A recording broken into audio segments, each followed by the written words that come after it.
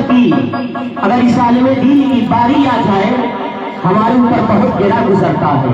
نبی کریم صلی اللہ علیہ وسلم نے اعلان کیا کہ یہ صحابہ یہ مہمان ہے، یہ مہمان آئے ہوئے ہیں، اسے کون کھانا کھلائے گا؟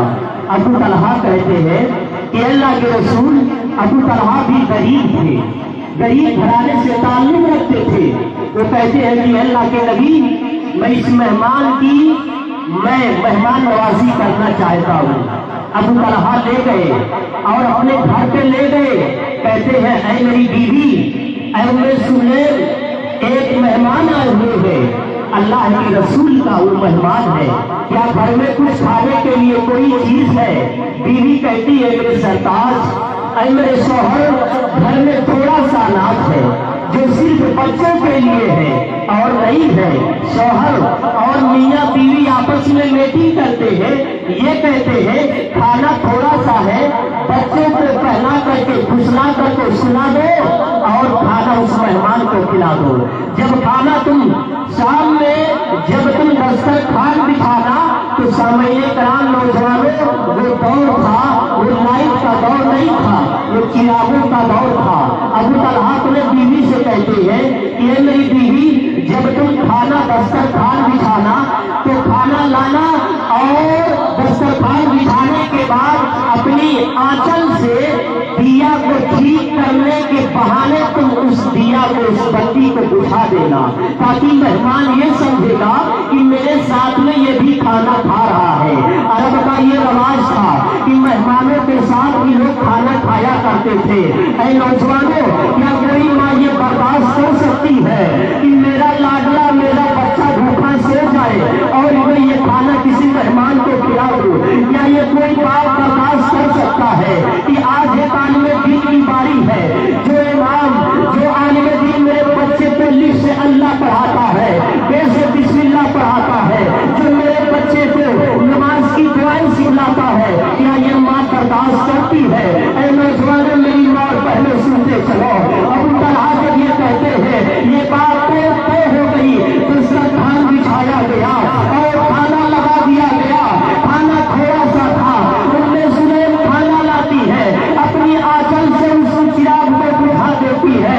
اے لوگوں کو چراغ کو بجھا دیتی ہے، اندھیرے میں مہمان کھانا کھاتا ہے اور ابو طلحہ اشارے سے کرتے ہیں، اپنے ہاتھوں کو پلیٹ میں لگاتے ہیں۔ سامنے والا مہمان نہیں سمجھتا ہے کہ یہ مجھے کھانا کھلا رہا ہے اور یہ بھی کھانا کھا رہا ہے۔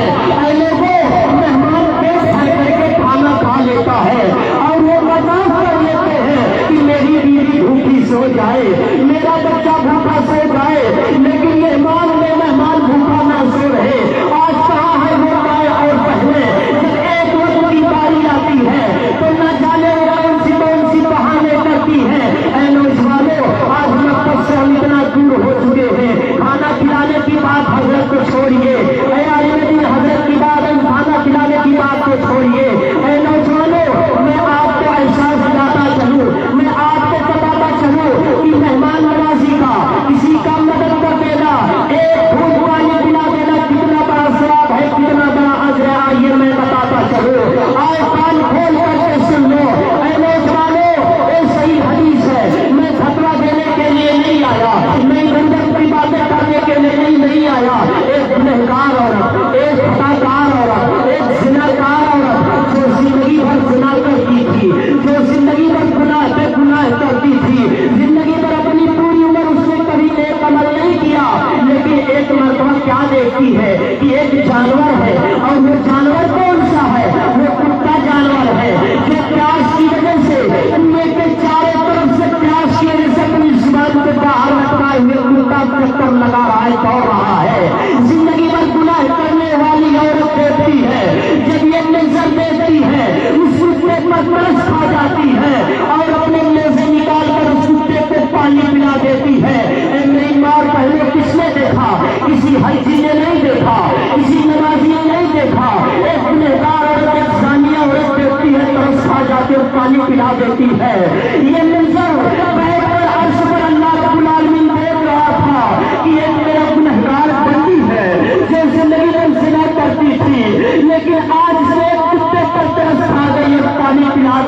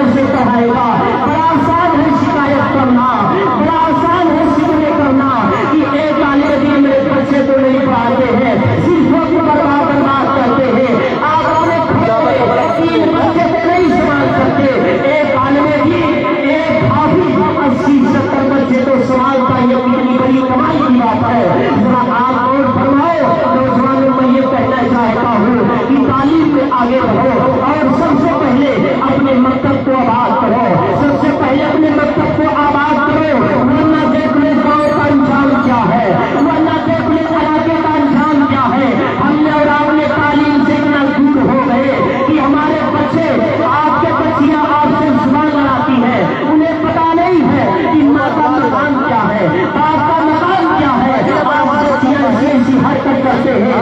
آج بچے ایسے ایسے حرکت کرتے ہیں, ایسے ایسے حرکت کرتے ہیں کہ اپنے ماں باپ کا نگاہ جھکا دیتے ہیں, ایسے ایسے حرکت کرتے ہیں کہ ایک ماں کو چہرہ دکھانے کے لیے اس کا کھڑکی اپنے گھر کا دروازہ بند کرنا پڑتا ہے. اے لوگوں وجہ یہی ہے کہ آپ نے اپنے بچوں کو تعلیم اپنے گاؤں میں اسے کیا پتا کہ میں اگر کسی کی تحریر پر قدم رکھتا ہوں, بلا وجہ کسی کے گھر پہ تاکہ جھانکتا ہوں, اسلام نے منع کیا ہے, وہ کہاں سیکھے گا, کیسے سیکھے گا؟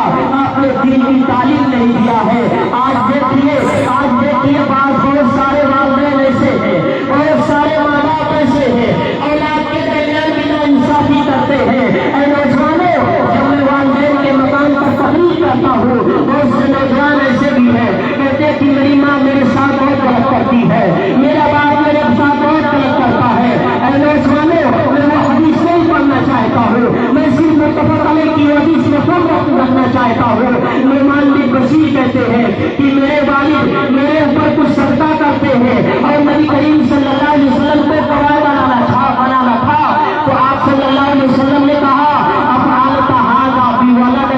ولادی کا کل ہند, کہ آپ نے تمام سارے بیٹوں کے لیے ایسا کیا ہے کہ آپ نے تمام بیٹوں کو برابر حصہ دیا ہے.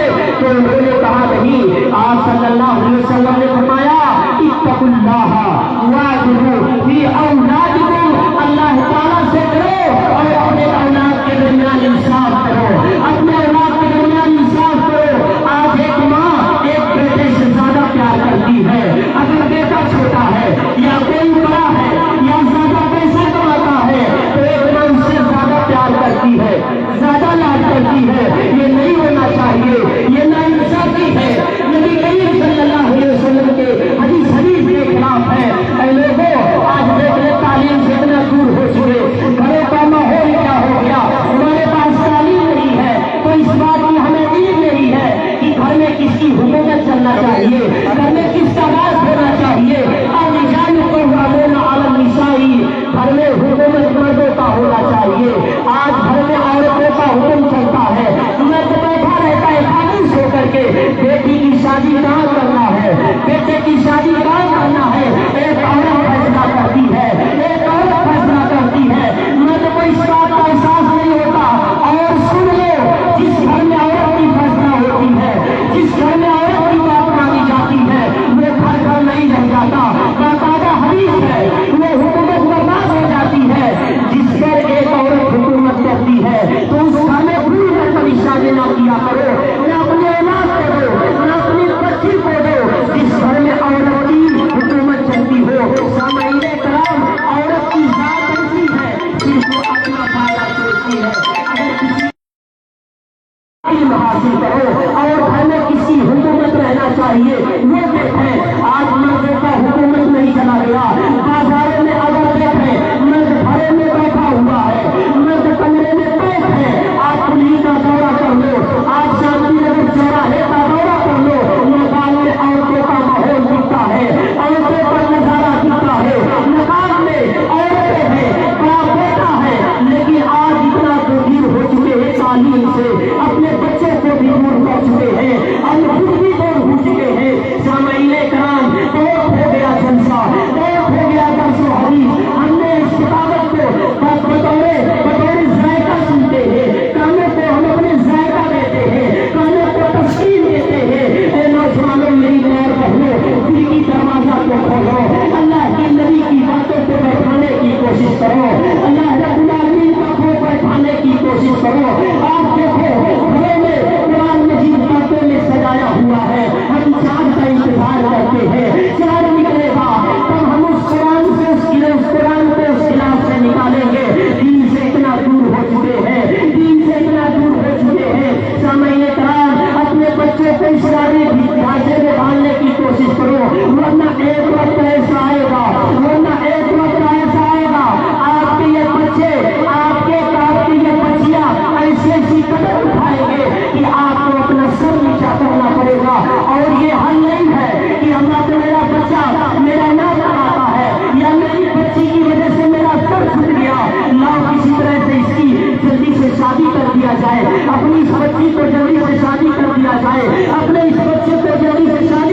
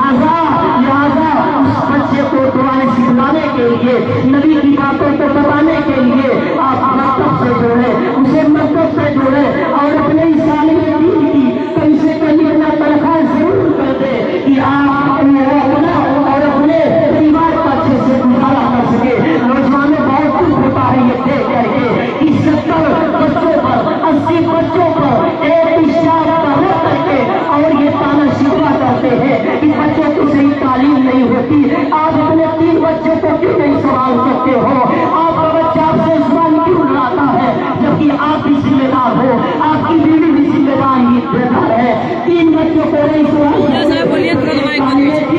ایک طالب علم ذرا بتاؤ 80 70 بچے کو کیسے سنبھالے گا، کیسے سنبھالے گا؟ اس لیے پہلا قدم اٹھاؤ، اپنے مقصد کو بات کرو، ورنہ بہت اس کا انجام برا ہوگا۔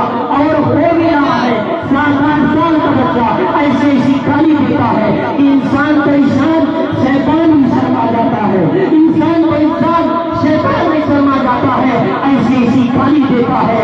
لہٰذا میں زیادہ کچھ نہ کہتے ہوئے فوراً آیا، میں ویسے ہی تھک گیا، کھڑا تھا، چھوٹا سا زیرہ ہے اور اتنے بڑے بڑے ڈیجے لگے ہوئے ہیں، ان ڈیجوں کے سامنے میری کیا اوقات؟ آئیے اللہ رب العالمین سے دعا کروں گا کہ رب کریم ہم سب کو کتاب و سنت کے مطابق چلنے کی توفیق عطا فرمائے۔ اے اللہ ہم سب لوگوں کے اندر صحابہ جیسی ایمان اور جذبہ پیدا کر دے۔ اے اللہ ہم سب لوگوں کو نیکی کرنے کی توفیق عطا فرمائے۔ اے اللہ یہ جو اولاد ہے اللہ تیری حدیث کے مطابق جو نیک لڑکا اپنے ماں باپ کے لیے سجدہ جاریہ ہوتا ہے تو اپنے بچوں کو ضرور دین کی تعلیم دو، تاکہ جب دنیا سے چلے جاؤ تو آپ کے بچے یہ آپ کے لیے نفع بخش ہو۔ رب کریم ہم سب کو کتاب و سنت کے مطابق چلنے کی توفیق عطا فرمائے۔ آمین۔ وآخر دعوانا الحمدللہ رب العالمین۔ السلام علیکم۔